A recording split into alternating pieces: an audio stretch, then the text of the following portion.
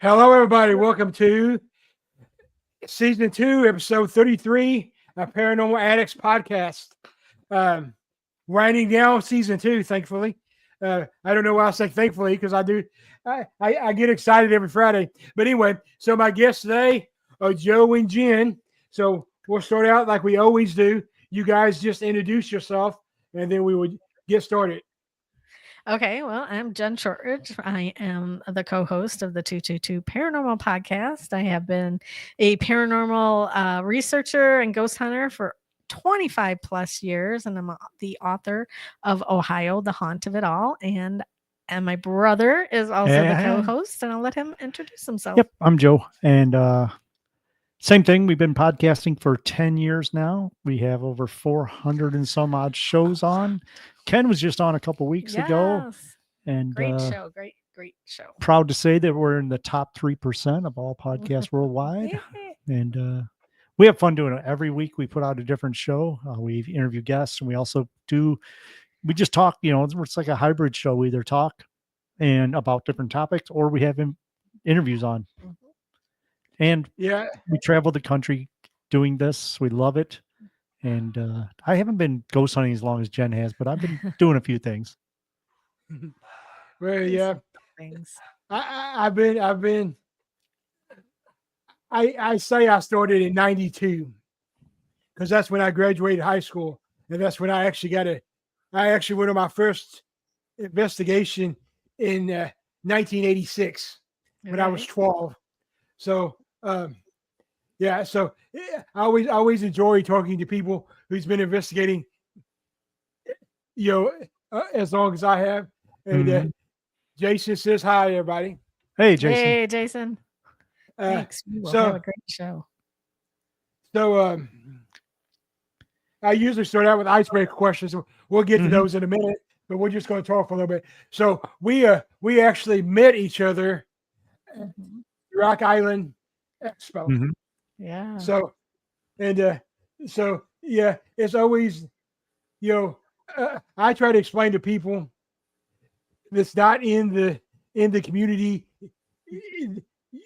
that when we go to a Paracon or Mhm. whatever term you want to use it, I don't, for mine, I don't use the Paracon term either, but we'll get into that later. But whenever we go to a Paracon or Expo, for us, it really is a convention.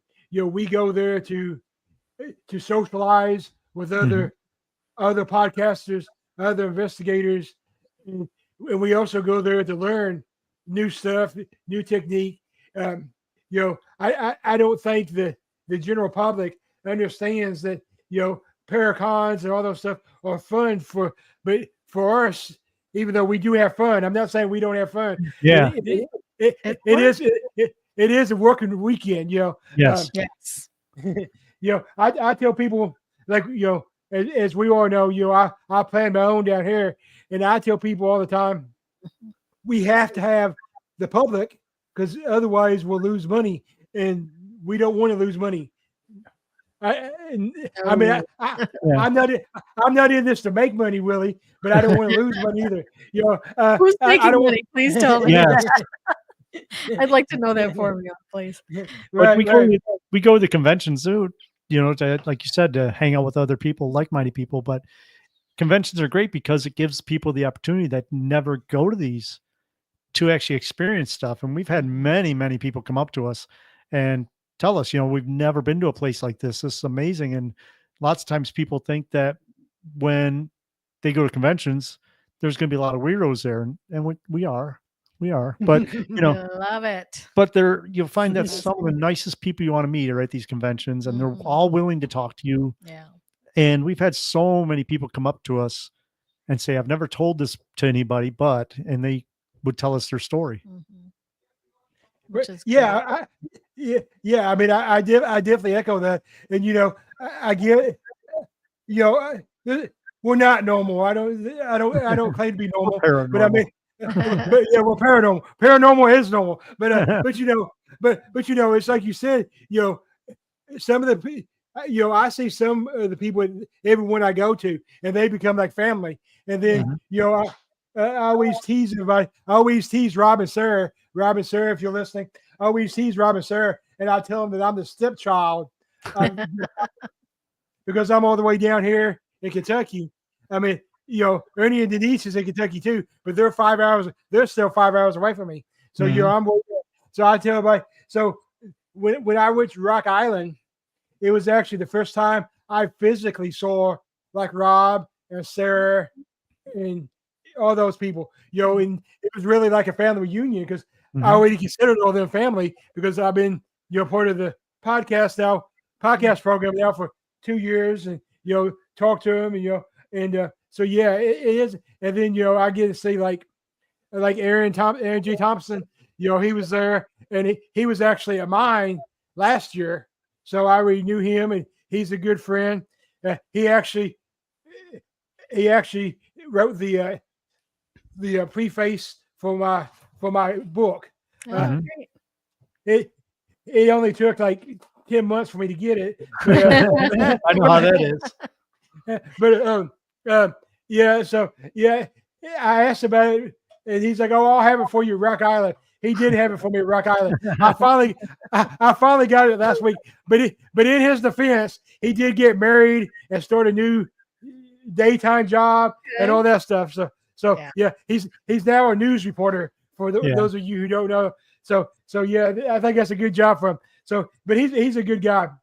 So it really is. There's a lot of fun, but it's also a lot of work. Like that, I met you guys there. I had talked to you before, on Facebook and everything. Yeah. And we actually met there, and like you mentioned, I was on the show, and that was fun. I don't do a lot of shows, so it was kind of different for me to be on that side. And I enjoyed it. I enjoyed it. So yeah, I just wanted to talk a little bit about that because I don't think a lot of people realize that it, even though it's fun, it's still working, and we all good people. Like you said, most of the people, even like Jason that was on, if he's still on there, that was on there earlier, I consider family, and so yeah, and so it's different. I'm down here in Western Kentucky. I tell people all the time, not only am I in the Bible Belt, but I'm in the heart of the Bible Belt. Yeah, like we have more churches than we have houses, I think. And I was born with the ability to communicate and see spirits, as we know. So I was actually told to my face when I was 6 years old down here that I was a tool of the devil and I was going to hell. So yeah, so that's the reason I have the West Kentucky Paranormal Expo. It's not really to make money. I don't want to lose money, but it's really to educate the public and make it okay to talk about, And so I actually, for the first time, this year was the 4th year I done it, and I had my first negative comment this year. For the most part, the community has seemed to embrace it, but I actually had a person respond that they responded. They said that they hope I sell no tickets and nobody comes because there's always one. There's always somebody. Yeah. So keep moving forward. The thing is, me and Jen are on the road a lot. I mean, we travel for the show, usually probably 3 times a month. And we travel all over the country doing this. A lot of it is going to conventions, and it is work because you have to pack those stuff up. We record live at the show, so we have our gear there and everything. And it's like, it gets to the point where you're almost like, what city are we in this week? And, but it's also a passion because we get to go into a lot of these haunted locations that we don't, the normals don't get into, and, one of the locations we just talked about a few weeks ago is down in southern Illinois called Cave in the Rock, Illinois. And that was an amazing place. That's an hour from me. Oh, okay. Okay. So that yes, I know Cave. It's amazing because the history of the pirates on the Ohio River. And we're talking about that, but that's the kind of stuff we love. I mean, we've been to St. John, Virgin Islands. We've done investigating out there. Mm. We've been to Arizona, all that stuff. And Gettysburg. yeah. Oh, I got to get back there. Yeah. So great. So talk about places that, the normal people don't get to go to. My dad's family is from Carroll, Illinois. Okay. I don't know what you guys know about Carroll, but Carroll is like a real ghost town. Like people still live there, but it's a ghost town. Yeah. It used to be the biggest town on the Ohio Mississippi where they meet right there. So Paducah is the biggest town now. Paducah or Cape. Okay. Yeah. Paducah, Kentucky, or Cape Girardeau are the biggest, but Carroll was supposed to be the biggest, and it was at its height. It was probably like 40,000 people. It was so at its height. It was so important that Al Capone had a headquarters in Carroll. It was during the Civil War. It was General Grant's headquarters for the invasion of Kentucky. Wow. He actually stayed there twice as president. Well, he stayed there once as president, and then once after he got out of office. But Carroll got destroyed by racial riots. A lot of cities came back from it. Carroll never did. They claimed that the population is 2,000, but I'm going to say it's more like 500. And but the thing that's interesting is you have to remember. So all this architecture, it's like Spanish era colony architecture. Most of the nice houses are still standing; they're just abandoned. So and they actually have. It's always been called Millionaire Row. It was a row of mansions. They were actually mansions. That two of them still stand. One of them is where President Grant stayed when he was down there, and they still stand. And we're about to get permission, knock on wood, to investigate the one that's called Magnolia Manor. And the proprietors don't believe in paranormal, and they don't usually allow investigators. But my uncle is a former mayor, and so because of that connection, they're actually going to let me investigate it. And just for the exciting, just from the history standpoint of General Grant staying there, and but the whole town is like that. I don't know if you guys know Josh Morris from Tips Paranormal, but No. he investigated. He was one of my speakers this year at my expo, and I was responsible, to put him up in a hotel. Well, I have a friend that owns. I have a friend that owns a haunted bed and breakfast in East Prairie, Missouri. So I just put him there for the weekend, and so he drove from East Prairie to Cairo and was going through all the things. There's this movie theater that's said to be haunted. It was actually used during the filming of movies in the 50s and 40s and 50s, and it's there. And then there's an abandoned hospital. I love this abandoned hospital. I've actually investigated it many times. I actually use it to train my new investigators. It's been abandoned. It's been abandoned since 1988. So but it's still standing because it's completely gutted. No wires, nothing. And I've got my highest ever EMF reading inside that hospital. Real. Oh, that's so cool. Yeah, we love hospitals. Oh, we've That's been in amazing. some really haunted hospitals in our time. Well, hopefully we'll get to that later, depending on how much time we have. I like to do a speed round when we discuss different locations and how active they are. So, and I'll probably say this again then, but since we mentioned hospitals, I'll say this now. To me, hospitals are probably the most haunted location. Active, I tend to use the word active. They're the most active location, and it makes sense because they've seen life, they've seen death, they've seen everything. And I don't know if the spirits always stay at the hospital, but when they first transcend, to spirit form, that's a safe place for them to be. That's a place where they know. And I say the same thing about, and some people think I'm strange about this, but I say the same thing about churches or any religious building.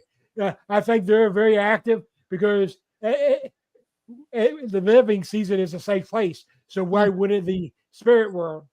So, Yeah. but yeah, And but yes, I love hospitals. yeah. In the church too, you have that emotion of you're connecting with the higher spirit. So, that's deep emotion when you're praying. So Yep. I can see why it would be so haunted. All right, so let's do an icebreaker rounds. Since Yeah, we're let's have some fun. 16 minutes into the show, we're going to do icebreaker round. So the first one is a 2-part question. Okay. 2-part question. So, and it is, what is your favorite location you've investigated, and what is your bucket list location? Okay. Go ahead, Joe. Favorite location, I still think, is one of the places here in Toledo called the Collingwood Arts Center. And we've had a lot of activity in there. It's just one of them places where you almost get everything from apparitions to shadow figures to voices to, little girls. There's a little girl in the bathroom that was one of my first spirit communications with this girl that I don't know why she stays in the bathroom there, but that kind of freaked me out when we started getting responses from her. And the door moved. Yeah, the door moved and that. But the Collingwood Arts Center is a beautiful building. If you ever get a chance, and I mean, we normally say where we're going to be at the end of the show, but we're going to be there tomorrow for a convention. But it's one of our home bases. I've had a wall pushed over on me there. We've seen shadow figures that morph into like dogs. Jen has seen the actual nun that sits in the balcony. I've sat there and watched lights go across the stage, that kind of thing. So that's my favorite place. And really, I don't know if I have a bucket list place because I'd love to just go to some of these huge old places, maybe in France or somewhere like that. Yeah. Something that has been around since the 1500s and stuff like that. I always kind of say I like to go to the catacombs. I think it would be now more realistic. And I'm not going to say it's realistic, but it's more realistic than the catacombs. I always say, well, my bucket list location has always been the Ditto House, the Ernie and Denise own. But I'm actually going there. I'm actually going there in December, so I don't list that one anymore. But so my number 2 is actually Alcatraz. Yeah, that'd be a weird one. Oh, I think that would be a weird one because the energy. I mean, we've been to Gettysburg. We've been to Gettysburg, and the energy is unbelievable. But I can imagine that. But what's yours, Jen? Well, let's see. My favorite place is probably the Bone House. Yeah. So it's a old home here in Toledo where we live, and we got to go in, and it was one of the most active places that we've ever been, with shadow figures and full body apparitions and lots of deep dark history of Santeria. For over 150 years they practiced this there. My bucket list, you know what, I am just super drawn to Scotland for some reason. I love castles, I love history, I love just that old cemetery. I want to like visit the cemeteries in Scotland. They look creepy and cool, and putting it on the list. I'm a fan of Scotland too. That's actually my ancestor. That's my dad's side of the family. So Wilson is Scottish, and we're part of the gun clan. And what's interesting, I actually have my family crest. It's one of my tattoos. Neat. It's actually probably my favorite one. I drew all my tattoos myself, so they have more meaning to me that way. Except for one, and we'll get to that later. I have one that's actually a product of an investigation. We'll get to that later, though. All right. So what's interesting about my family crest is a really cool tattoo to begin with. But we have a red star above our shield, and that's because that's a sign of royalty. The guns wasn't necessarily royalty, but we were described as like the special forces of the Scottish Army.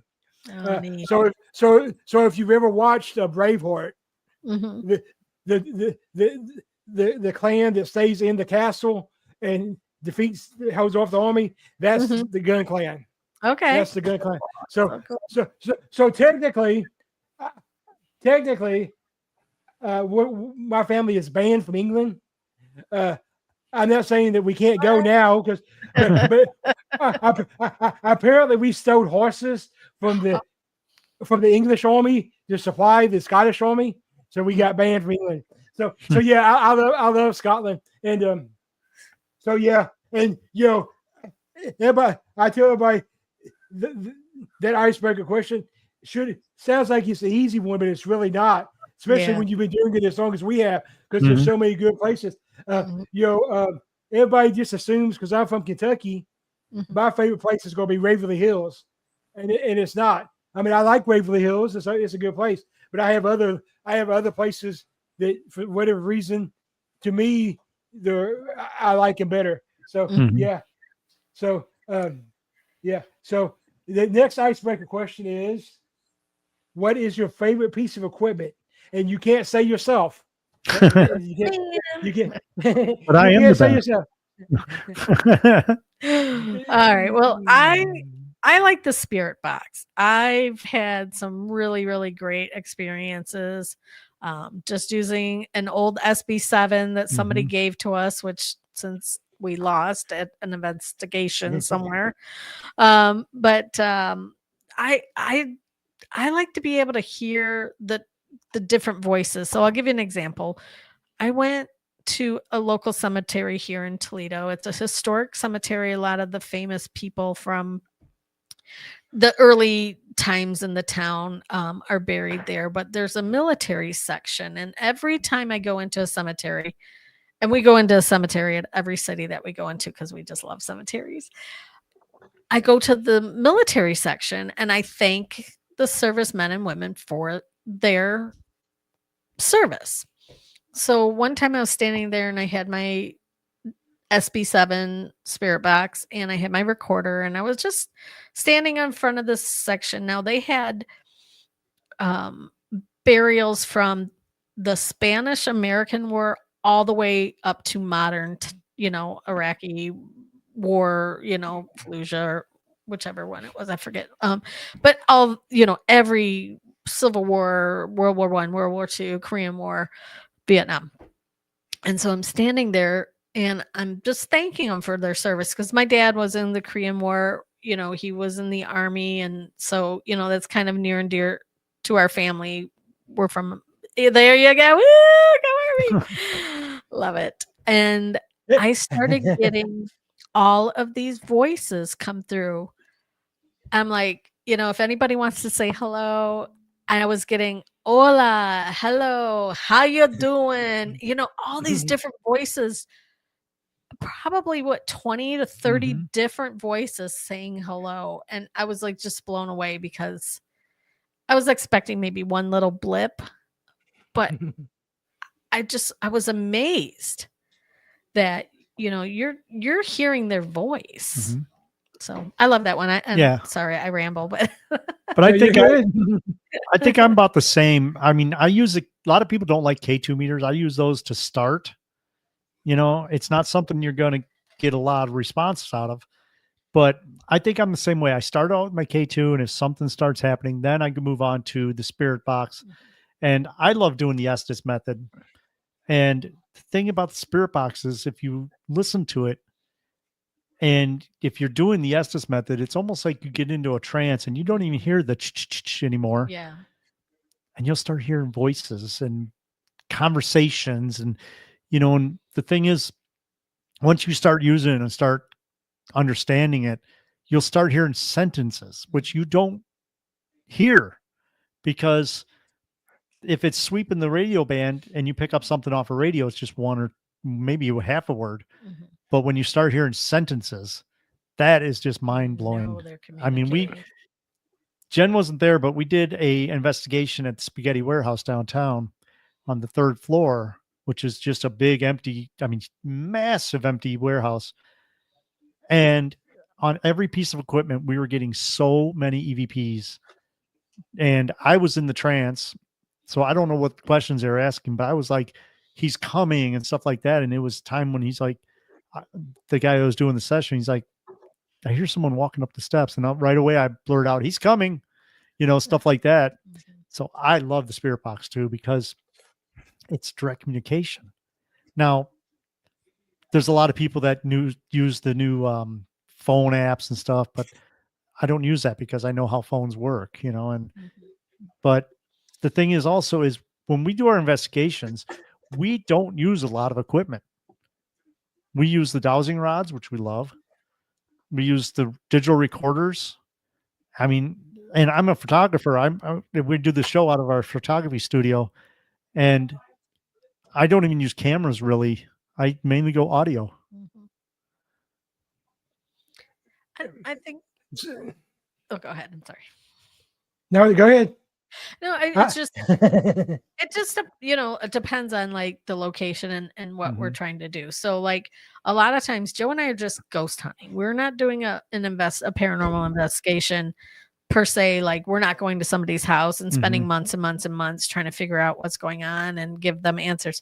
We're just doing a one-nighter and going like to a Waverly or Mansfield, or although we've never been to Waverly, Joe. We got to get to Waverly. Technically. Yes. Technically, we've never been there. We got in the parking lot. Yes. That's as far as we got. But,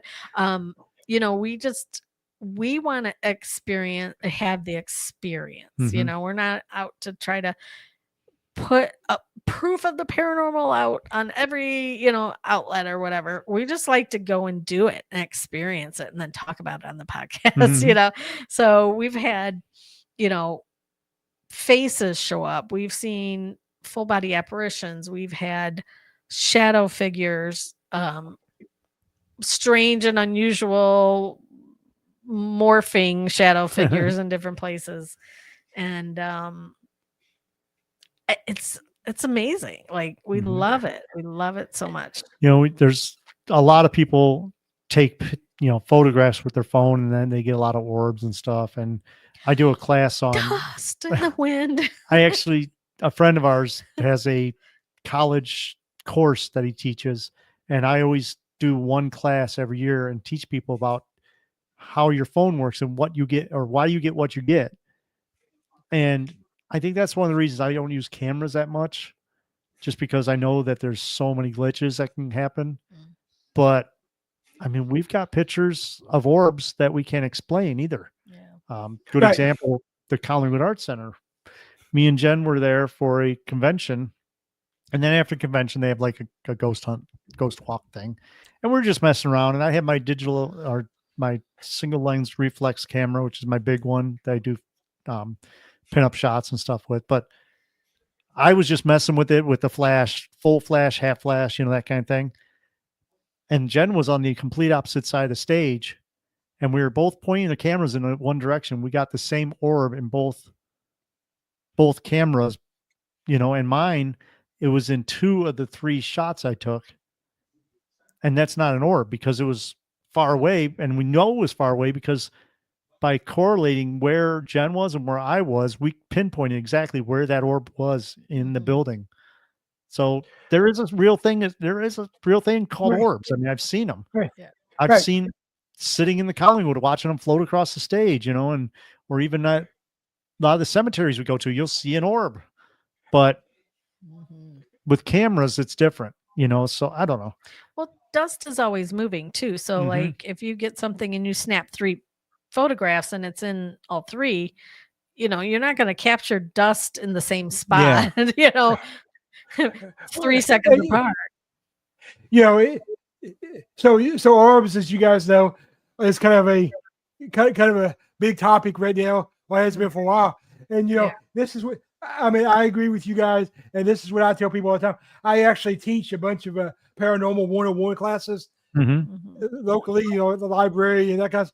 And of course, next year my book is coming out, so I'm going to be doing a lot more. But I don't know if I'm ready for that. But yeah, so what I tell people is there are orbs, but not everything you think is orb is orb. I always try to debunk, and I don't really like that term, but I always try to debunk my own evidence. If I can't debunk it, then maybe it's an orb. So the 2 best orbs I've ever seen in 30 however many years I've been doing this.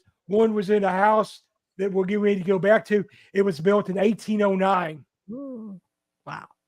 It's called the Dr. Martin House, the Dr. Martin Walton House.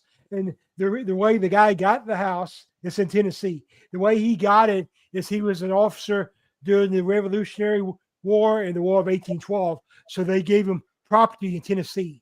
So he built this house, and he became a doctor, and he became he made moonshine, or whatever. He was really well respected. Of course, he had slaves. Everybody had slaves back then, but he actually treated his slaves like family. Like he actually broke the law and educated his slaves. They're buried he buried his slaves in the family cemetery, so they were part of his family.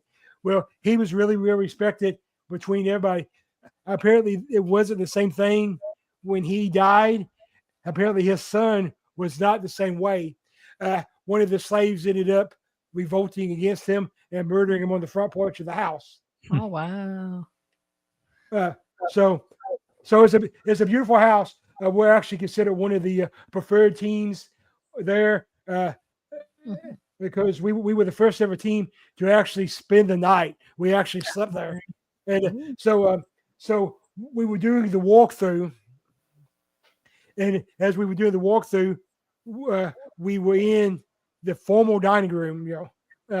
Most houses back then had your formal dining room, and we took with an old 35 millimeter camera, not my phone, not a digital camera, but regular, a Kodak 35 millimeter.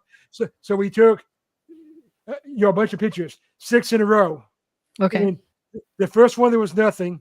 The second one there was an orb over my shoulder. Ooh. The third one, the orb had went from white to blue. Oh. And then the fourth one, it was gone again. No. Oh, cool. Blue is cool. a very popular color for orbs. I saw a blue orb, or I captured it on my camera at Gettysburg out on the battlefield. There was a blue orb. It was really cool. Gettysburg is one of those places you don't even have to get to the battlefield. Once you get to the town. Yeah. And the other orb that I would call an orb, and that does happen in another mansion in Metropolis, Illinois. It's called the River Laurel Mansion, Riverview Mansion, and that orb actually set off the motion detector. Oh, cool. Yeah. That's awesome. So that was cool. All right. So here's our next question. Are you ready? All right. Bring it on. This is one I don't ask everybody, just the people that I highly respect, and I want to get your opinion on it. Thank you. So para-pop culture, that's my word. So the para-pop culture is, I guess, technically we're part of the para-pop culture, but really it's more like your Zach Baggis, ghost, your TV shows, your YouTubers. So in your guys' opinion, what has the para-pop culture done to the field, both positively and negatively? How has it affected the field? I'll take the negative and Joe can take the positive. No. So I think negatively, it has really given people how do I want to say this? Basically, it's teaching people that there's always something that happens, and it's always you provoke it, and then something's going to happen. So, you've got people out here just trying to just walk into a place and start yelling at ghosts and come and talk to me and do something and demanding and provoking. And that's not the real way a paranormal investigation should go. You're going into their space. You need to respect the people. They were alive at one time. They were, unless maybe you're in a prison setting where you have to be a little bit more aggressive. I don't think that the paranormal shows have painted what it really is like to be on an investigation.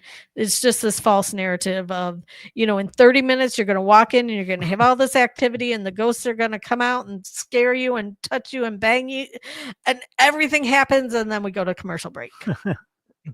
It doesn't happen like that. It's 8, 9, 10 hours sitting in months. a month, and sitting in an old, dusty, moldy building that you may hear one creak or one little or something, and that's all the activity you get. I mean, Joe and I, we've been there many times. So, for the negative side, I think it doesn't teach people the correct way to conduct yourself in an investigation. Yeah, and we, not to sound like we're the best or whatever, I don't know, but we do know 90% of the people that are on the shows, because we've been doing this a long time and we've met them all. We've had them on the show. We've been at conventions with them. We hang out. We had one convention that they don't do anymore. That was our vacation. All the shows vacations got together so that we're not on the air in that weekend and we're all together. But there's a lot of it that, to stay on the negative for just a second, but there's a lot of it where the producers tell them what to do. Yeah. And a lot of them fight back. Right. I know for a fact that a lot of them almost quit the shows because the producers wanted them to scream or something when there was nothing happening. And, just because they want it to be sensationalized. But the positive thing about it is it's letting people see what ghost hunts are, even though they're not, even though, like Jen said, like Ghost Adventures, that's a 3-month thing just for one episode. They go back and forth and travel, and they're recording different episodes at the same time and all that jazz. But I think it's a good thing that people can see things. They see the equipment, even though a lot of it is product placement, but they get to see the different techniques and the different places and the different types of hauntings. And when we talk about paranormal is everything from Bigfoot to UFOs, all that. And I think these shows can introduce people to a lot of stuff that they don't know about, like dogmen and stuff like that. A lot of people never heard of that, and they watch an episode of a show and they're recording at a location where there's dogmen and stuff like that. So I think it is a positive thing. And we do it too on our show. One of the big things about our show is we try to educate as much as entertain.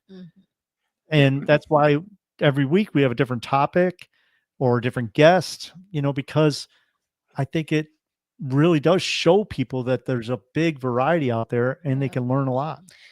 And can I just say one thing about like a positive thing is, in the last 20 years that, these ghost shows have really come to the forefront and paved the way for a lot of people to be comfortable to share their experience, because, for a long time, it was shunned upon for somebody to come out and say, I've seen a ghost, or I'm having all this activity happen. And, it had to be an underground thing. And now it's very accepted.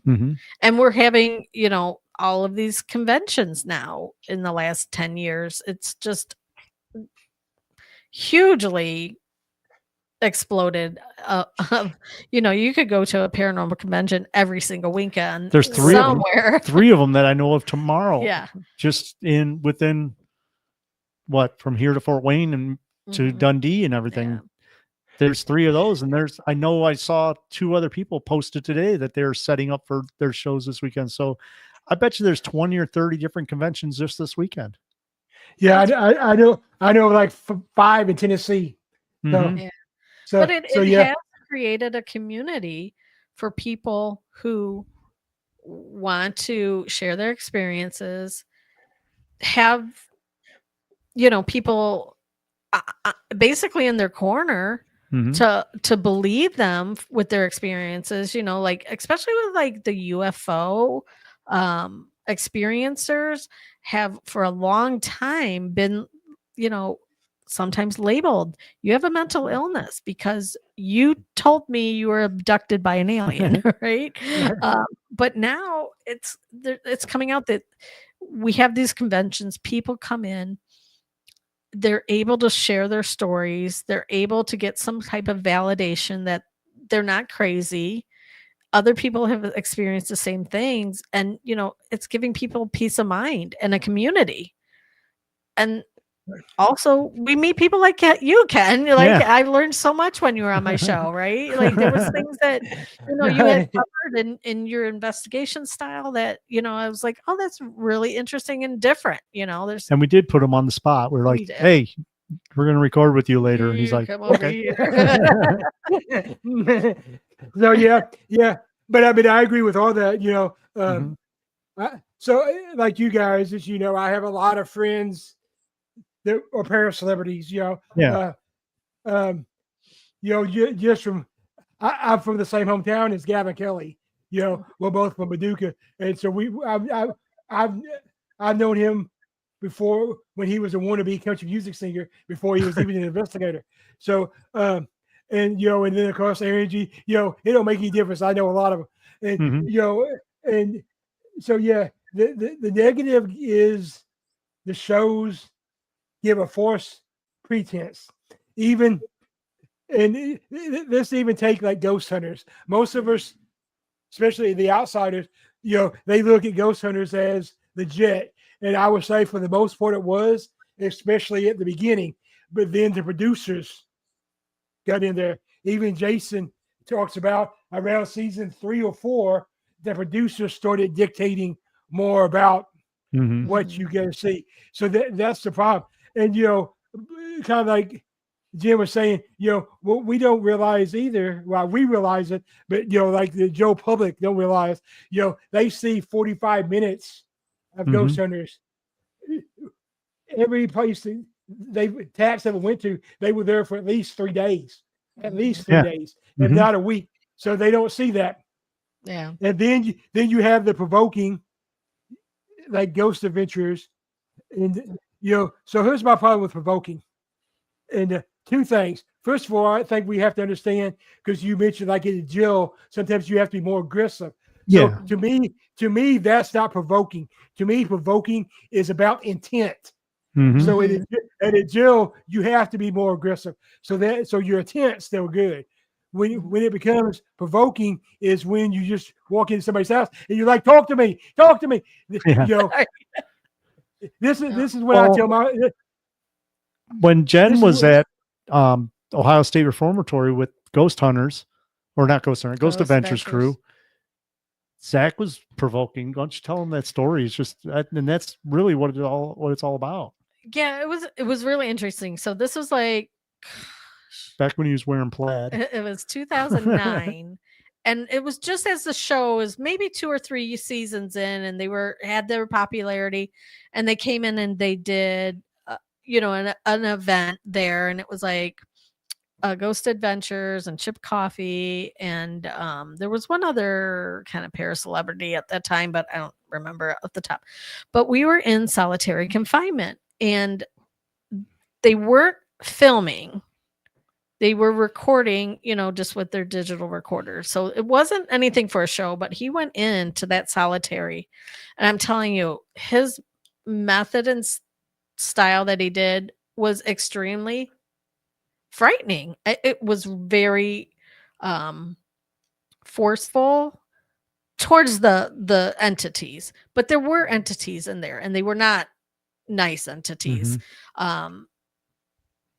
And I get, like you're in a prison, so you have to be commanding, I guess is a good word for it. And the authoritative. scariest, like my hair got pulled. A lady's gold bracelet got ripped off her arm and went flying across. So there were things in there, and he has that presence. You know what I mean? Like he has, and this is a long time ago. So this is like long before, like the popularity was really, really big, and it went to his head. I would think. Just my opinion, everybody. My opinion. Don't send the shade. But Her phone number is, stop. But no, he really Sue me. he really had a rapport, I guess, with those spirits. Like he could stand up to them. And whatever he did, the way he did it, they came out. People were hysterical. They were crying. They were scared. I was shaking, like, you know how you shake, your inside shake when you're really cold? My body was doing that. And so was the lady who was in this. We were each in like a solitary cell. I was in the cell with another lady who was there because I didn't want to be in the cell by myself. It was that frightening. But, that was my experience with it. And Well, I've never investigated with him. I got to meet him one time, and that was at the Gettysburg Paracon in 2023.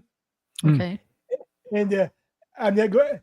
If you guys remember, we had just lost a big member of the community that year, and we was having an auction to raise money for his family. And I will say this: Zach took the jacket off of his back, Yeah. and two other jackets, and donated it to the charity. Yeah, I remember that. So he's a good guy, but I also to my face. Well, not to my face. He was doing a talk at there, and he said, and I remember this because this actually made me actually like him a little bit more because he said, I am not a paranormal investigator. I am not a ghost hunter. I am an actor. Yeah. And for him to admit that,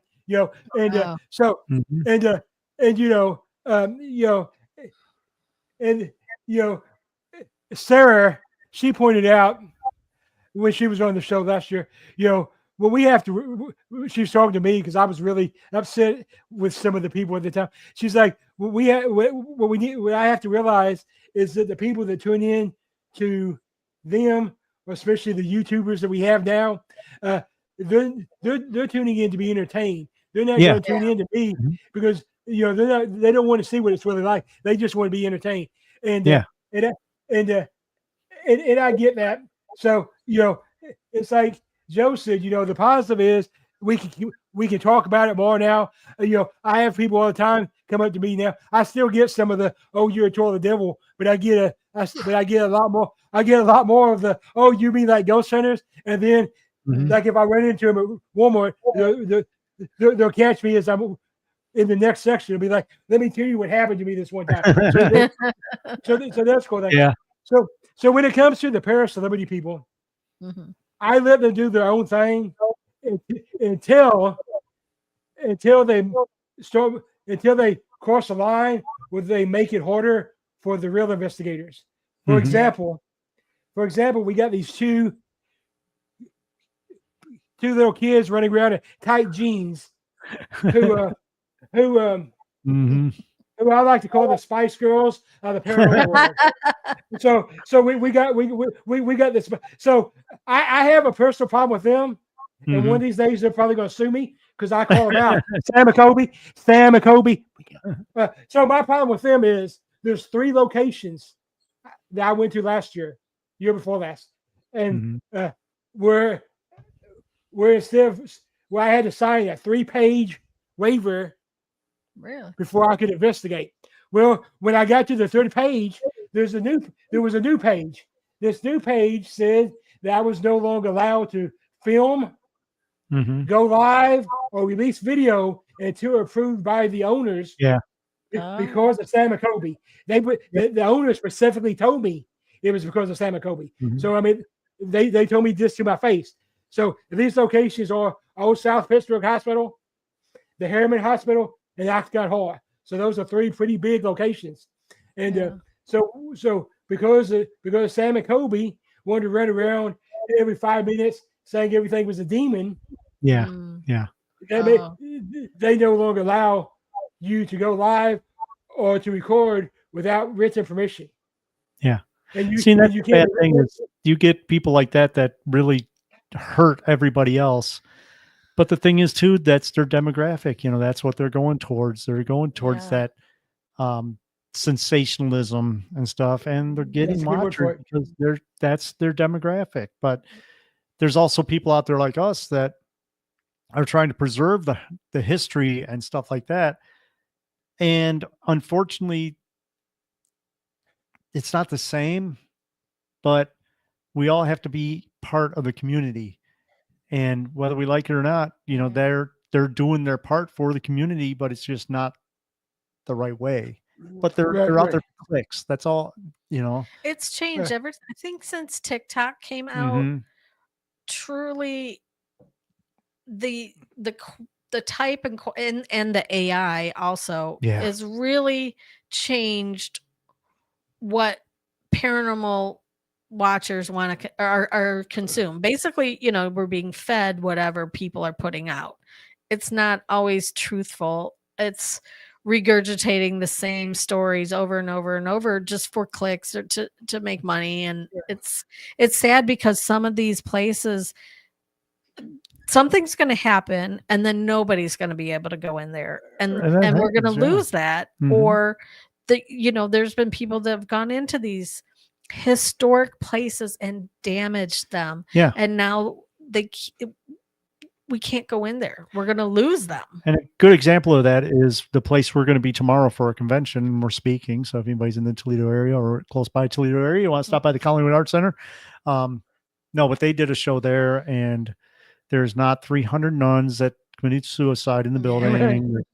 The pentagram that's on the floor in the basement is not because of devil worshippers. It was there was a photo shoot because they do photo shoots in there, and someone thought it'd be cool to paint on the floor, and they ran with it, Yeah. and that's the thing. But that, like I said, that's what their audience wants to see, Right, even right. though it's not true.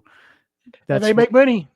yeah. They make Mhm. money, and I'm okay with them making money Yeah. until you make it harder for the real ones. Then Yeah. I'm gonna call you out. True story. I mean, you guys know me.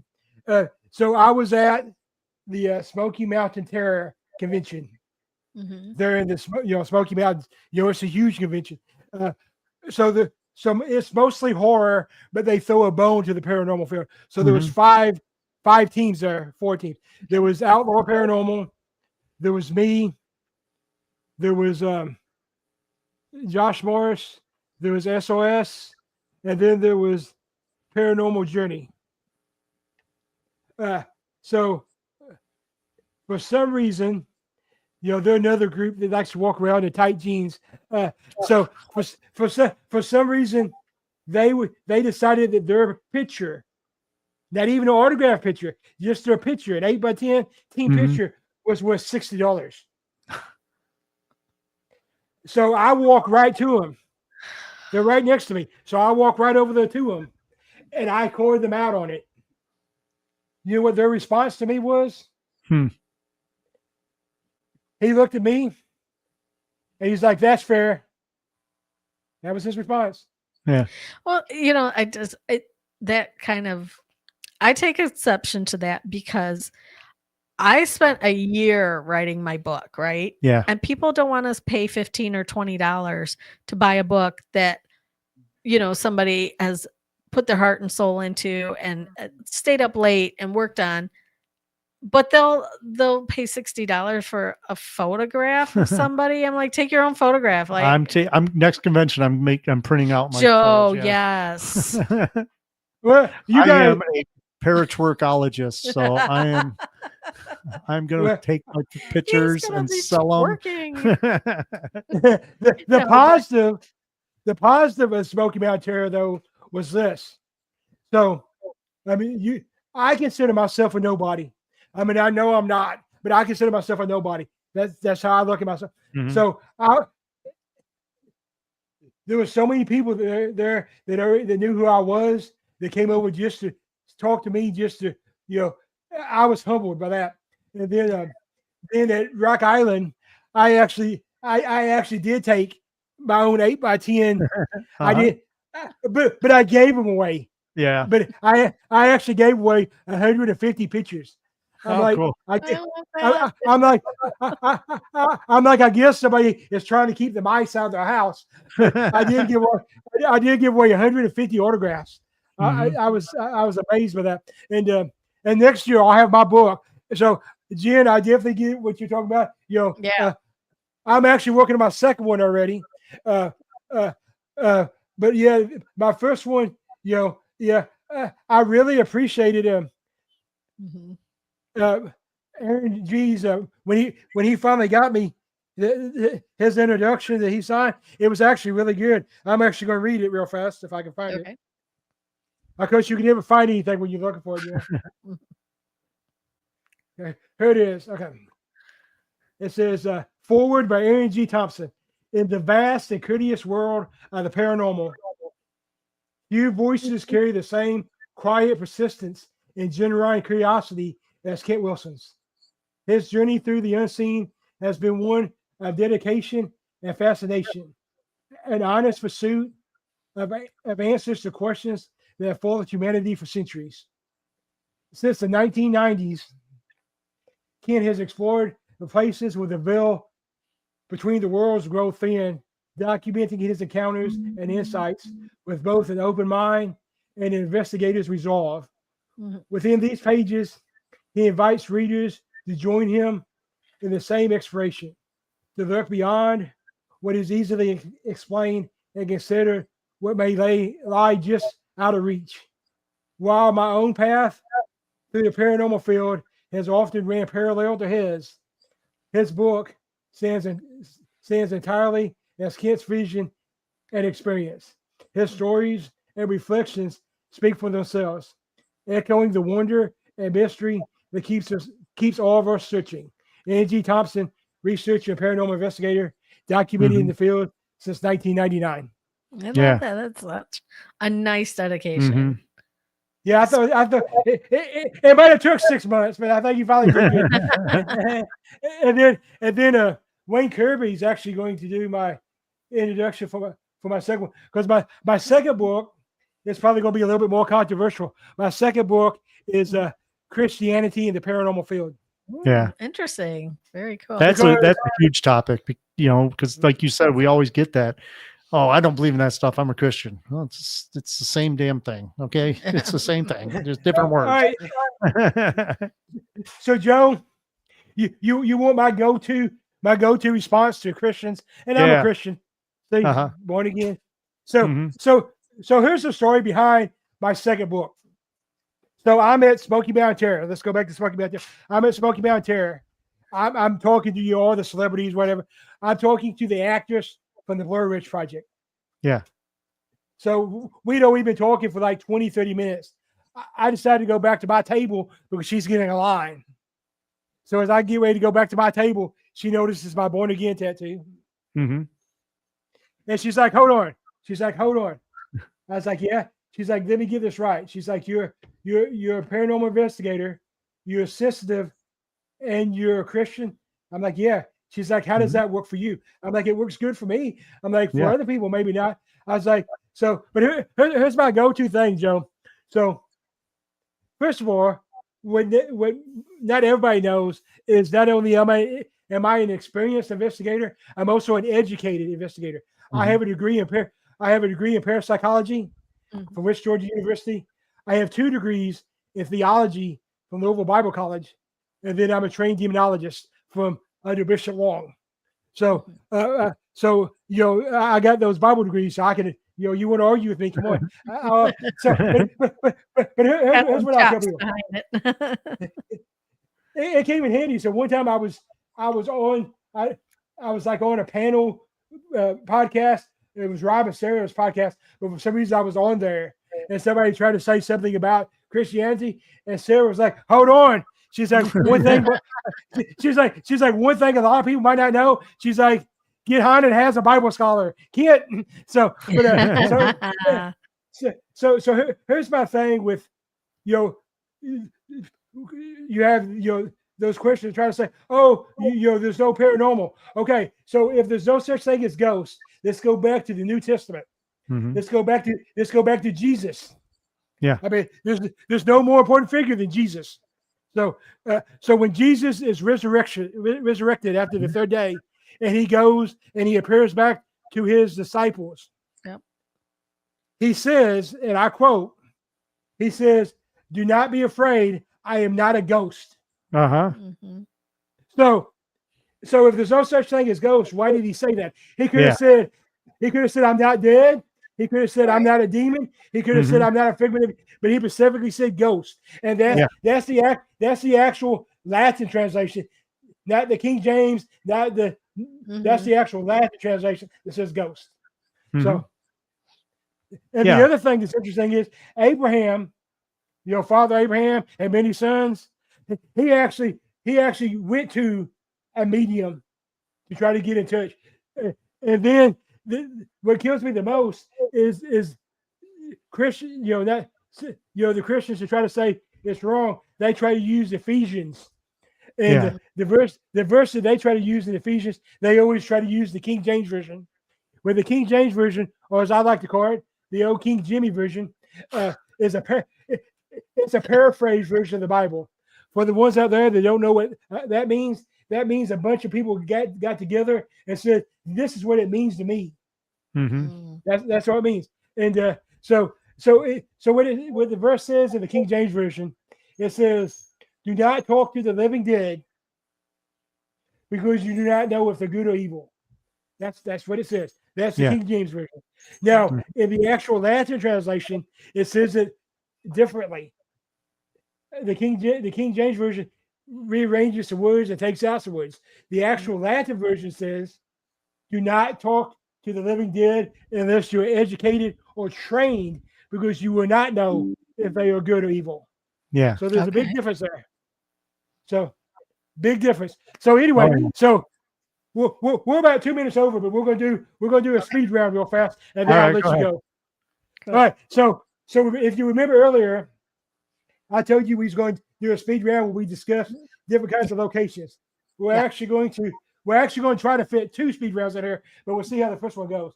So Okay. we're going to do different locations first, and then if we Okay. have time, we're going to do a speed round with the different kinds of activity, the different kinds Ooh, of yeah. hauntings. Yeah. So let's start with the locations. And for this one, remember there's a difference between a jail and a prison, and there's a difference between a hospital and an asylum. We'll discuss them Okay. differently. Okay. So let's start out with, what are your favorite locations? You already said let's start out with cemeteries. Go ahead, Jim.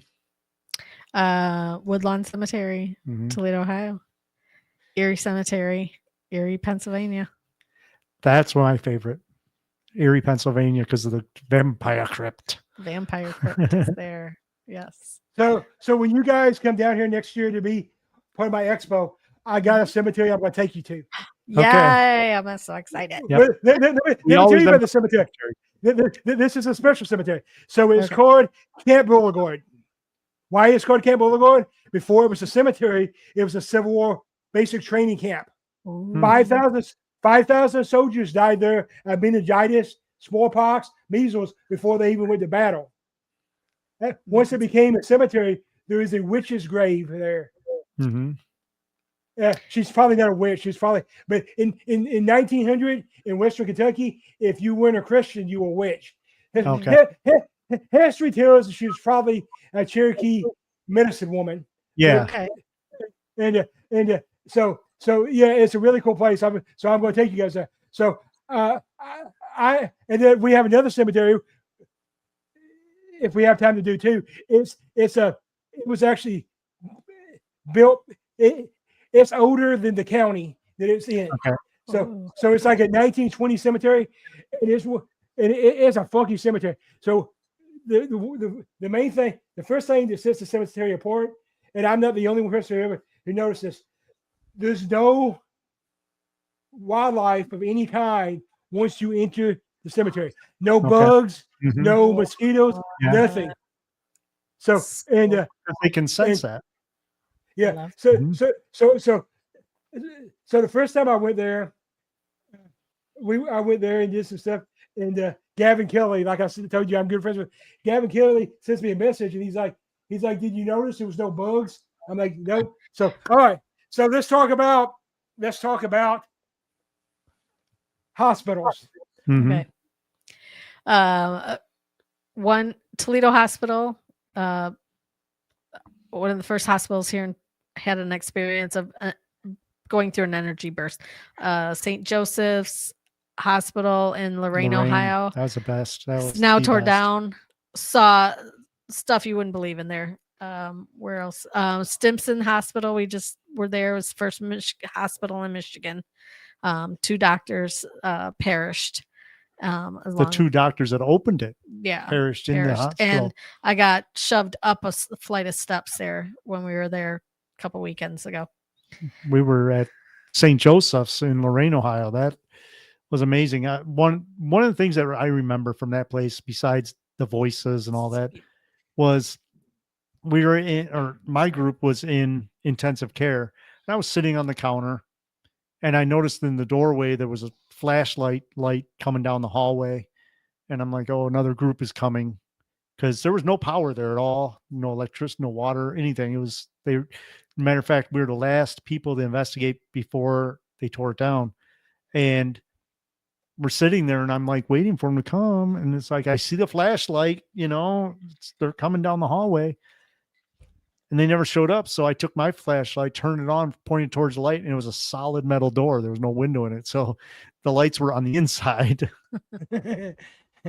Yeah. So my favorite hospital, I love all hospitals, but this is one I was talking about earlier. It's called St. Mary's, is what it was called when it was operation. And it was so growing up there, I have a connection to the hospital anyway, because that's where my dad was born. That's where my mom was born. That's where all my aunts were born, my uncle. So, and I was actually treated there for like a fractured ankle when I was like 11 when I was playing baseball. So, I just have a history there. So, one time we was there, we were investigating with JB Coates, and JB's thing is she's one of the TikToker people, and she loves to go live on TikTok. So I'm just playing tour guide this day, and she decides to go live. And when we went live, for some reason, is the third floor is a really interesting floor. It's the hospice ward, it's the maternity ward, and the psychiatric ward. So what a combination! Right. So we were in the part that was actually a psychiatric ward, and if she goes live, I get a scratch across my face.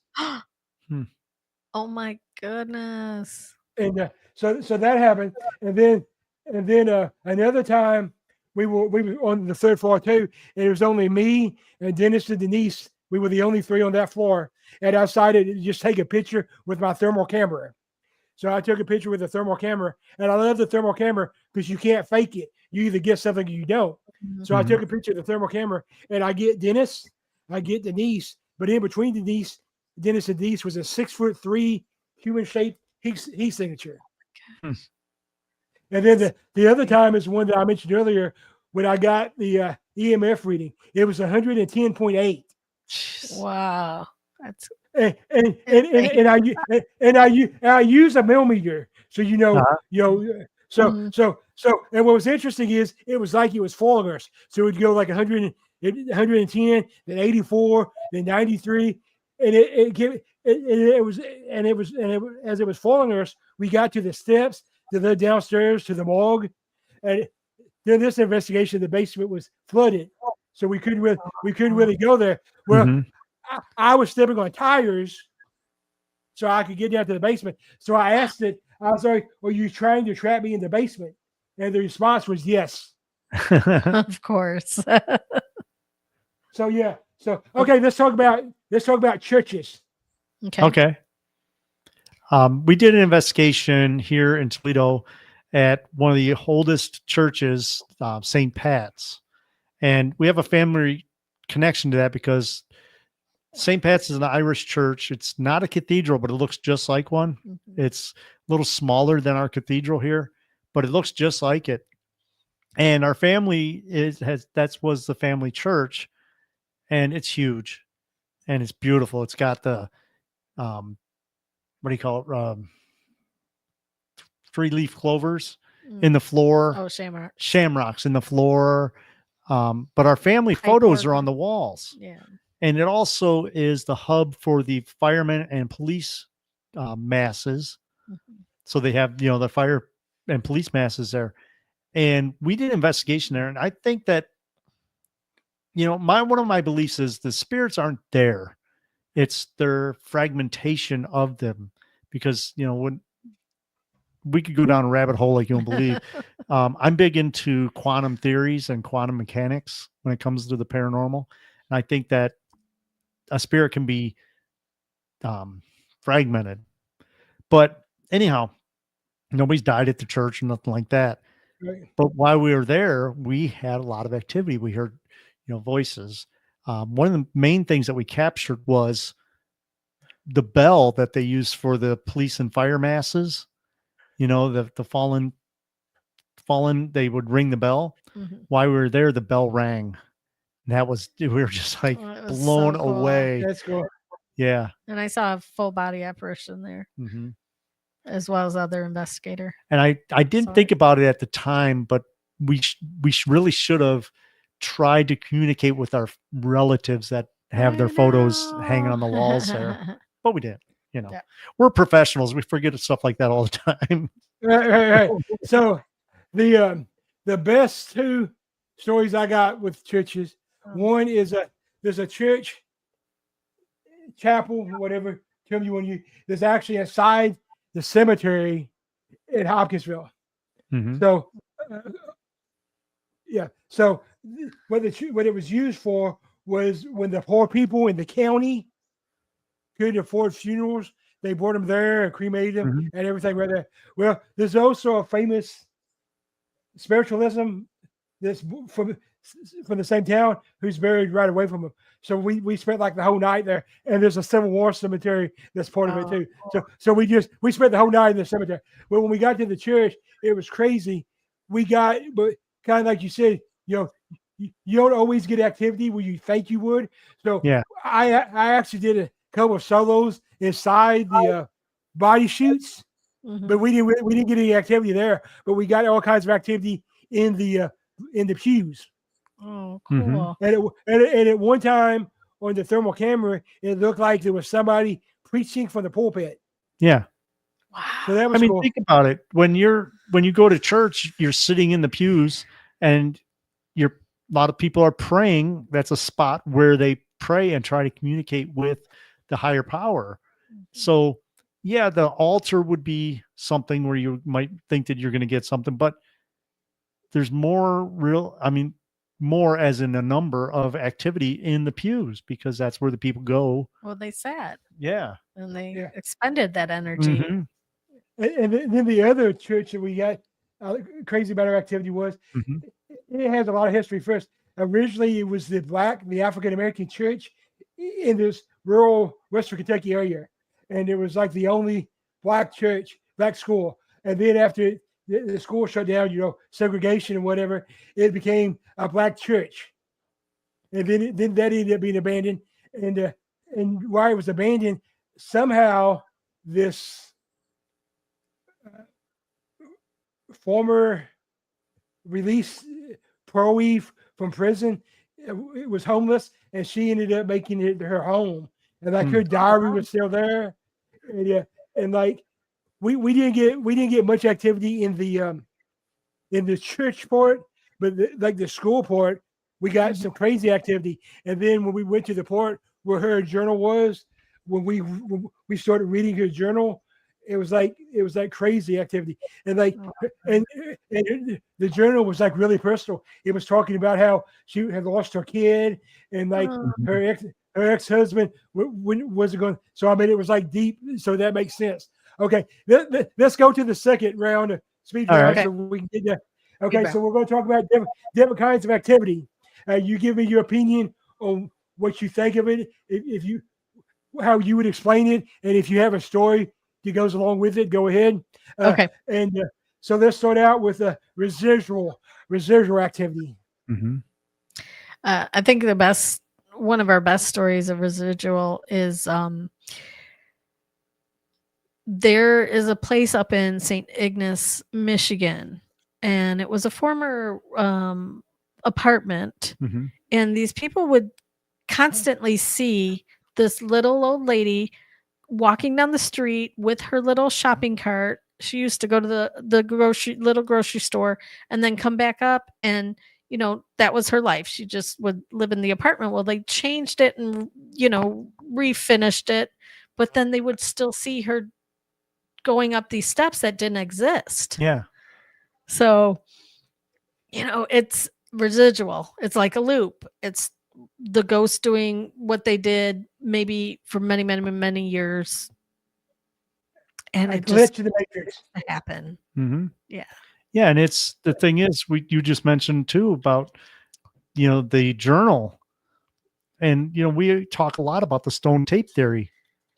So a residual haunting is going to be something like that, where same thing happened over and over and it imprinted itself in that. So now we see it, and it's the same thing. I mean, you see ghosts walking through the buildings, or even, here's a good story too, is we've seen spirits along the roads, but their legs are cut off. Yeah.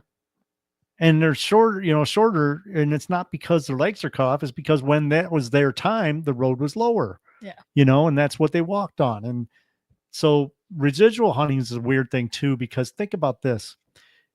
If you see residual hunting, how does that play out for them?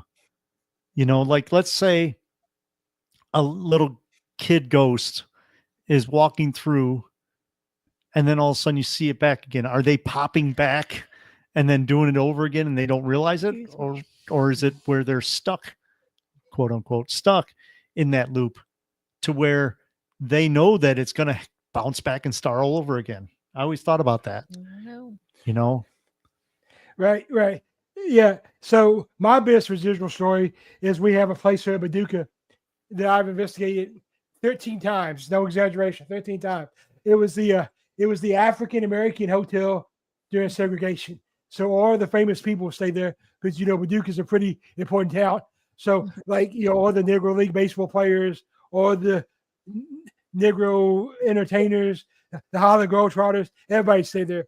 Well, there's a lot of activity there, but the most famous ghost, the most infamous ghost, whatever term you want to use, is the lady that owned it.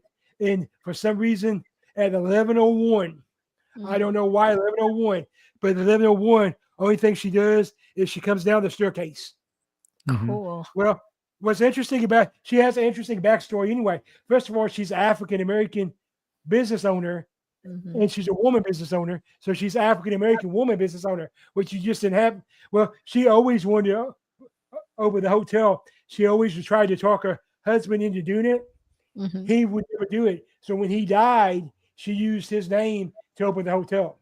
Oh, that's awesome. Good for her. So like I said, I've investigated the hotel 13 times. So I always try to catch her. Miss Maggie's her name. I always try to catch her coming down the stairs. Like I would stop the investigation at 10:50 and everybody would sit up. So well, we never caught her. 11 times, never saw anything. The 12th time that we investigated, I was actually investigating with a film crew from Belmont University in Nashville, Tennessee. So they came there. So we did the same thing. First of all, let me say that was probably one of the best and one of the worst experiences I've ever had. So we have three college age sorority girls doing an investigation. Sometimes they were helpful. Sometimes I wanted to strangle them. During part of the investigation, they just start dancing. I'm like, what? But anyway, so my goodness. I'm trying to find, like I turn her music to get because Ike and Tina's spirits are supposedly still there because they stay there. So I was in Ike and Tina's room, which is what it's known as, trying to get some activity. So I start playing Ike's music, and they go in the hallway and start dancing. And but anyway, so anyway, we sit up with their cameras and stuff, and for some reason this time we actually caught where it looks like her coming down the room. The curtain actually moves, and she goes by and everything. So that was cool. Nice. Yeah. So our next one we're going to talk about is our favorite one. Let's talk Okay. about intelligent activity. Mhm. Okay. All right. Go ahead, Joe. One of the big things that happened to me, and we were at the Black Cross Cemetery, and I've seen full body apparitions. I've had shadow figures wake me up in the middle of the night, stuff like that. I actually had a red shadow figure one night in my bedroom, which is I've never heard of. But we were at the Black Cross, and I actually had a full body apparition jump out of the woods at me, and I can see him. I can completely see how he looked. The gray wool pants, the red shirt, the flipped hat, stuff like that. But intelligent haunting is interesting because you can communicate with them in so many different ways. And even if, like a friend of ours, she was doing an investigation at Brushy Mountain, and she actually had her whiteboard and she wrote her question on the whiteboard and held it up and got a response. So there's so many different ways that you can communicate with these spirits. And, but it's just that they're intelligent hauntings. They want to talk to you. But go ahead, Jen. Oh, okay. whatever you think. So my probably best intelligent haunting was what happened to me. I had a neighbor lady. She was at 94 years old. We would wave to each other, just talked maybe once or twice in the time she lived there. She died, and I didn't realize it because at the time Joe and I were just going full throttle. We were at a convention every single weekend. So she had passed away, and I found out like 3 months later she died. Well, one night I woke up and she was standing in my bedroom 3 months after she died, staring at me. And so she knew I lived there. She knew, to come and see me. So, and I don't know why, but they know. Yeah. We've been on places where they've said our names. Yeah. And we haven't even introduced ourselves. We've been in the Bone House, which is this very haunted place in Toledo. And the spirits are asking for the investigator who's downstairs by first and last name. Yeah.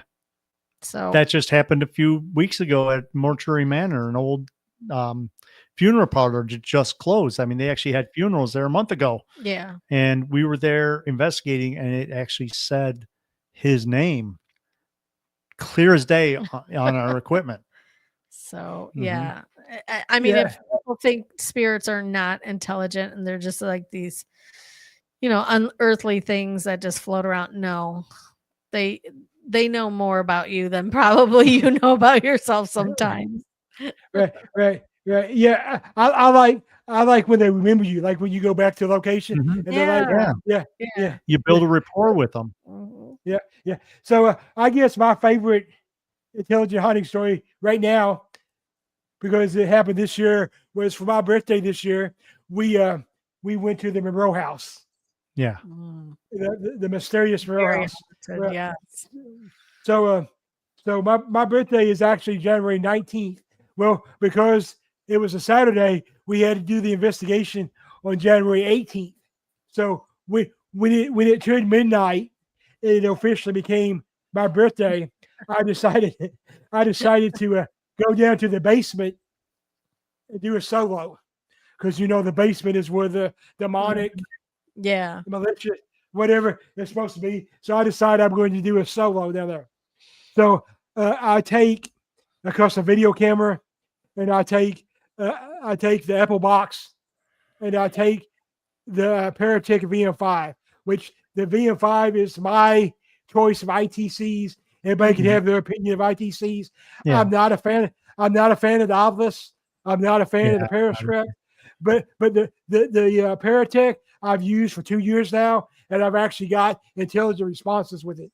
So I use it, but I use it in coordination with another piece of equipment. Like I said, so I have the VM5 and I have the Apple box. So the Apple box, for the people who don't know, it's my Ghost Scare, and it's just a fancy yes/no box.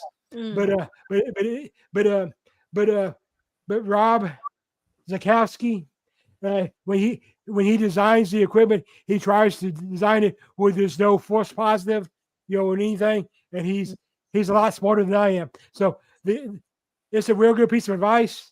It's a real good piece of equipment, but you can turn the voice on or off on it.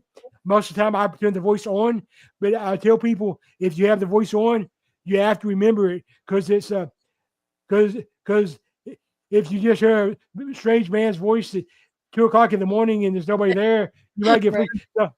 So anyway, so I'm down there in the basement with my equipment, and I start just talking to the ghost. Because as we know, that's my investigation style. I just talk to the ghost. Mhm. So I ask it. I'm like, I'm trying to find out your story, where you died at. I'm like, can I ask you some questions? And the apple box said yes. So I was like, okay.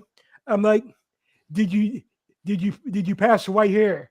And the response I got was yes. So my next question was, did you pass away in the house? Because that's important in the real house, because they really don't know if it's the property or the house. So I was like, did you die in the house? And it said yes. I was like, okay, let's discuss how you died. I'm Mhm. like, were you physically killed? Were you beat to death? Strangled? And the response I got was no. I was like, okay. I was like, so I was like, were you killed with a weapon? Were you shot? Were you stabbed? And the answer again was no. So I was like, okay. And you can watch all this on my video. So then my response was like, okay. I'm like, so I'm a little bit confused now. I'm like, you said you died in the house. Yes. But you wasn't beat to death or killed by a weapon. Yes. I was like, okay. So let's try something a little bit different this time. I'm like, can you tell me how you died? So for a while we had silence. Then finally on the paratech, I got the word fire, Oh, okay. Oh, scary. which is really cool. It was kind of freaky, but it's really cool too, because anybody that knows the history of the Monroe House, it's burnt down multiple times. Okay. Mm.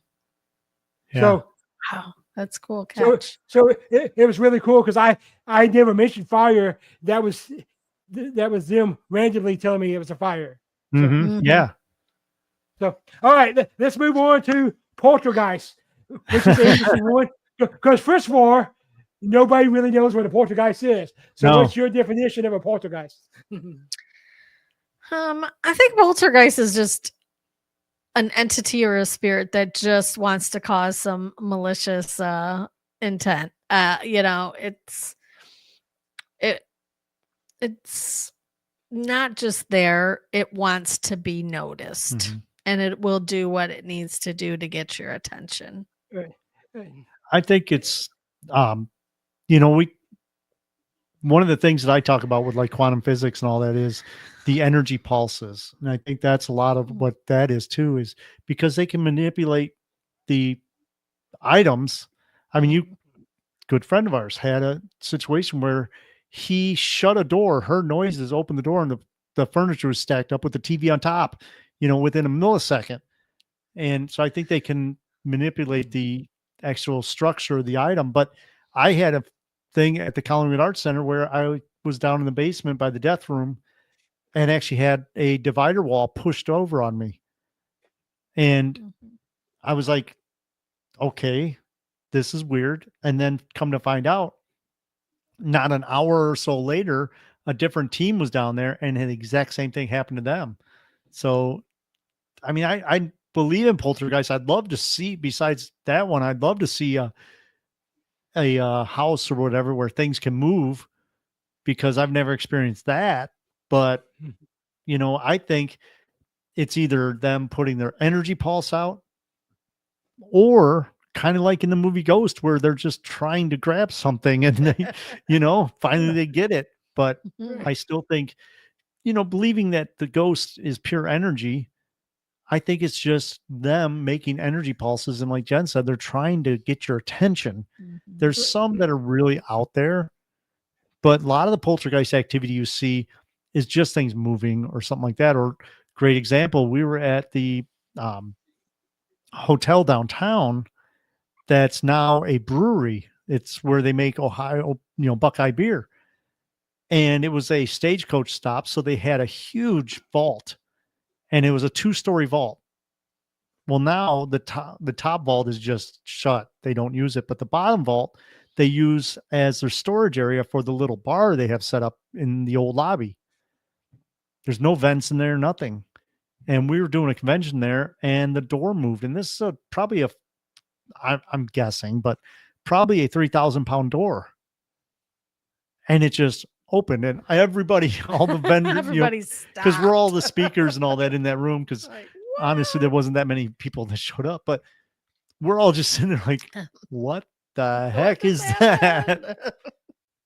Right. But you And talk about poltergeist Great. activity too. Is a lot of people that see UFOs or Bigfoot get poltergeist activity also. Mhm. And which, if you think about it, like when you go with Bigfoot, we're just getting poltergeist activity from that because you're not actually seeing the haunting, which is the Bigfoot. You're seeing what happens because it's there. The footprints, the smells, the wood knocks, the rocks that he keeps throwing at Jen, and, stuff like that. Yeah. I mean, yeah. And, I think it's important, like you said, a lot of times what the public especially looks at as poltergeist activity is really just them trying to get your attention. I tell people all the time, especially if you're at like an asylum, Yeah. a lot of asylums had kids, so if somebody comes and tags on you, that's probably just a kid that was blind and maybe deaf, and that's the only way they know to get your attention. Yeah. Yeah. Mhm. So yeah. So yeah, I agree with that. So let's talk about the malicious activity. And what I like to say on malicious activity is if you were a dickhead when you were alive, you're gonna be a dickhead when you're dead. So that to me, that's malicious activity. You get a lot of that stuff at the prisons too. Mm. Because dominance, and everybody thinks, and this, but everybody thinks that when you talk about the paranormal, it's all demons. And it's not. I mean, it's just if you're that way in life, you're that way in death. And maybe even some of this you think is a demon, just could be a ghost that doesn't understand how to communicate. And by them not understanding how to communicate, it comes off as that. Yeah. Right. Yeah. So my best malicious story is we were investigating a place that you can't investigate anymore. Thankfully, they shut it down because it was violently haunted, and they encouraged it to be that way, which is a bad combination. So before, as soon as we got started, two things happened to me. But since it happened to me, it was no big deal. The first thing that happened to me was they claimed that their way to sell tickets to get you there was to claim the ghost bite. And yeah. So I wanted to call bullshit on that because I've been scratched, I've had things thrown at me, I've been pushed, but biting takes a lot of energy. Well, I experienced the bite. It didn't feel like a bite. It felt like an Indian burn. Yeah. Like a really deep. Yeah. It felt like a really deep, but on my calf, when we like got, a ghost noogie. Ghost nuggie. and it was from a 35-year-old female, supposedly. So when we got to the light, I had what looked like a double bite. Okay. On my calf.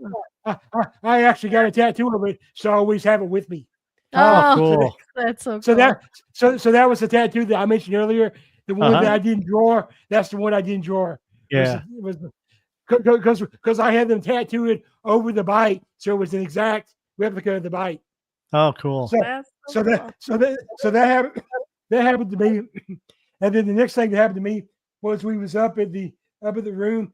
So like I said, it's called the Anderson Hotel, but it's a transit hotel. We're not talking about like a Hilton or something. We're talking about like where like the homeless people live. So there's this one room, and the guy lived there. He drugged himself to the point that he hung himself in the closet. Okay. Oh man. Well, all of his liquor bottles are still there. So I decided, me being me, that I should go in the closet where he hung himself, and all my energy was immediately zapped for me, and I hit the ground. Oh. My team had to pull me out of the closet. Oh my gosh. That's crazy. But we kept going because it was me. So the most famous ghost there we didn't really have a lot of stuff there. But I like to tell her story because it's an important story. She actually, she was actually a 19 to 21-year-old girl in that range.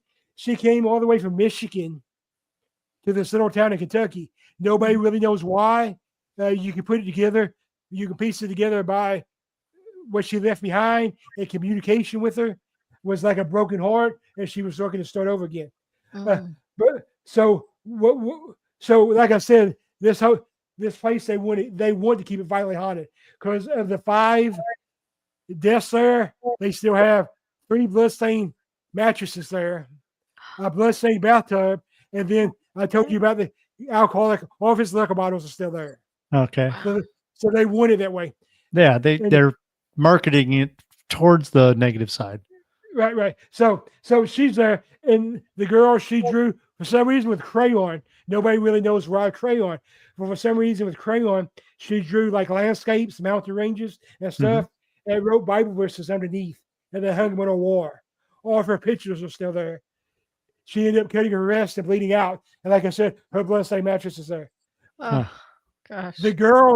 The females were able to talk to her. She would not talk to guys. So that's why we said so. So then that brings us back up to the room with the guy lived. So like I said, he lived there. He was not a nice guy to begin with. Like I said, if you were a dickhead when you were alive, you're gonna be a dickhead when you did. He ran prostitutes in and out of there. Yeah. So my niece is on my team, and this was a couple years ago. So she was 19 at the time. So she goes up there and she decides to use the prostitute angle to get communication started. This is still the best EVP I've ever captured. I still have it. So she goes up there and she's like, I'm 19 and cute. Can I get a job? The response we got was immediate, and it was a male voice. And the response was $50 and free room. Wow. Yeah. So from there it escalated. Her mom obviously is on my team too, where her mom got grabbed and then grabbed below. And at that point, at that point, I ended the investigation because I wasn't going to have a ghost molest my investigation. Yeah. So that's my malicious spirit story. So let's talk about the one that gets everybody likes, and then we'll get off here. Let's talk about a demonic spirit. Okay, so I have one situation that I think was leaning towards that. I can't say it was, but what happened, it probably was. My friend and I got called to this apartment. Young, like 18 and maybe 19-year-old brother and sister had come to town from another country to escape because the father was a shaman in a certain religion. I don't want to say it because it might give too much away. But anyways, so the firstborn son is always supposed to follow the father in this religion and become a priest. And the young man did not want to do that. He didn't agree with it. So they came here and they were having all kinds of activity because whatever the father was doing back in the home country, he was hexing or cursing or doing rituals or whatever he was doing. So they were seeing things in this apartment. They were experiencing, shadow figures and full body apparitions and being attacked physically. We go in there, and my friend, who has studied in many, different religions and has investigated many, many, many times, says, we need to take a break. This is getting intense. I'm like, yeah, let's take a break. And all of a sudden, she's got her phone in one hand and her pack of cigarettes in the other because we were about to go outside. I don't smoke. She does. Not relative to the story, but I just don't smoke. And, all of a sudden, she's like, my back is burning. My back is burning. And I lift her shirt up and she had scratches. Let me see if I can, oh, this way, about this long across her back. And there was no way that she would have been able to reach up from that angle with either arm and scratch her back to the point it was bleeding. And I took photographs of it. So to me, I believe that was something more along the lines of beyond malicious into the demonic. Right. That whatever the father was doing, he was sending something to that apartment to hurt people. Yeah. Right. So, Yeah. I've never had any really that I can think of any demonic activity. and it's so rare. It's so rare. You Mhm. know, like people think it Less happens than all the time. 1%. It Less than doesn't. 1%. Yeah. Less than 1%. Mhm. That's why I tell people that. First of all, I like to point out, I'm never going to say there's not demonic. I'm trained demonologist or whatever term. I'm trained, so I'm not going to deny it. I've only had 2 cases that maybe, like you said, maybe going along that line. They're both residential private cases, so they'll go into a lot of detail. But the one happened here in Union City, Tennessee, and it ended up being once we was able to help the client and look up the history. What ended up being was with the piece of land where their house was built in the 1940s was a church where the preacher was convicted of molesting children. Mhm. Mm. And it was his spirit that was still there, and his spirit was actually even following the little girl to school. And when we went to do the walkthrough for that investigation, because we always do a phone interview and then we do a walkthrough, and then so when we went to do the walkthrough, after we left the house, we had to stop 2 blocks up the road at the gas station so I could vomit. Oh my gosh. It made me physically sick. So, Yeah. so that one, and then the other one is one that I actually wrote about in my book. So you got to buy my book. But it happened in Indiana, and this story still haunts me. Yeah, I still get emotional about it. So the in-laws quarters, and the backstory of this house was it was a murder-suicide. The husband killed his 2 kids, his wife, and then himself. Oh my gosh. The part that we knew going in, because it was in the police report, was that the husband was depressed and he turned to drugs, alcohol, and allegedly devil worship. So it was so new. It was only like 3 months after the murder suicide. So we probably should have waited a little bit longer. But when you have hysterical grandparents calling you, you go try to help. So when we go there, to get to the house was interesting because I tell people it was like something from a Stephen King movie. Because to get there, we had to go underneath the famous Crying Baby Bridge there in Indiana. The one where supposedly the mob through every community has one. But we had to go underneath. We had to go underneath that, and then when we got to the house, catty cornered from the house, probably 50 feet away, was the abandoned cemetery from the 1850s. Wow. So when we got to the house, the neighbors decided to take a bulldozer and try to knock down the house on their own. And so we had to climb through what was it was the attic window, but when we climbed through it, it led us to the main floor. Okay. So when we got there, all the police tape was still there, all the blood was still there. So when we got to the kids' room was exactly what we expected to be. He shot the kids in their bed, the boy and the girl. Oh my God. So it was exactly what we expected. That's all. So when we left there and we walked towards the master bedroom, I mean, it looked like nothing. I mean, like nothing. And then when we got to the master bedroom, he had made his wife get on her knees and maybe perform sexual acts. Mm. And then he shot her executioner style in the head. And then he went to the bed and shot himself. So when we get there, something keeps telling me to look behind the dresser. So I've learned to trust my abilities. That was one of the cases that made me learn to trust my abilities.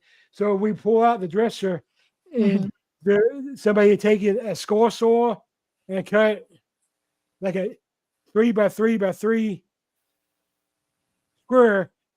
And when we pulled it there was his journal was hidden in there. Okay. Oh, wow. And when we found his journal, he actually writes about the occult practices he had attempted to do in detail, in chilling detail.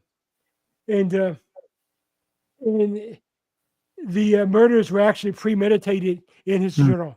Oh Wow. my gosh, that's terrible. At least to the point where he said, I'm going to kill. I mean, it didn't give details. I just said, I'm going to. Mm. And then, so then once we did that, something kept telling me to go into the closet. It had one of the great big walk-in closets, probably like 12 by 12, And so we went into the closet. On his wife's side of the closet, there was a piece of carpet that was cut out with like an X-Acto knife or a carpet cutter. And when we peeled it back, the padding was cut too. So when we pulled back the padding, there was a attempt at a pentagon. Oh, wow. It was an attempt is the best way I can put it. You could tell it wasn't like a devil worship priest or something came in. So I was able to turn all that over to the police, especially the general.